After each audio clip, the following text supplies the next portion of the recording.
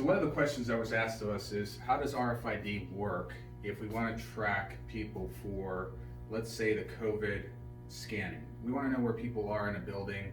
We want to be able to see if we can track those. This is important so that if you need to go back and research who was where at what area locations, we can actually use RFID to track the history of a person's movements throughout the buildings. One of the examples we set up here today is an RFID doorway. We have antennas set up to an RFID reader. It's connected to, for this demonstration, it's connected to a laptop, but we can do this on a client server. You can do it on a cloud-based server as well. The important thing about this is how to track a person's movement through a building. That way I know who's been where at what time. Everything in the system should be date and time stamped following that person's identification using the RFID tag.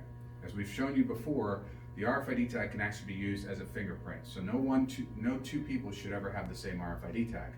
So we're going to show you how this demonstration works. So as soon as somebody walks through, what you'll see is their picture will come up on the screen and it'll identify them as being in this area, in this location. And this happens automatically. So I don't have to have anybody standing here checking somebody in, checking somebody out. I can actually know through the RFID system how this works. So let's see how this process works. As you see, as Scott walked through the building, his picture popped up on the screen identifying that he is actually in this area, this room. What happens if somebody else walks in? As you see Damien walk through, again, picture popped up on the screen. And what we ended up doing here, Scott had a hard hat on. We had an RFID tag attached to his hard hat. Damien had a standard lanyard on that we would normally see in businesses where people have an ID badge. As you can see, we can actually use different types of RFID tags to track personnel in and out of an area. You saw their screen pop up. It shows them coming in and out. Now what happens if they are leaving this area? So the same process that happened when they came in will come out. They'll be checked out of this area. Again, date and time stamped.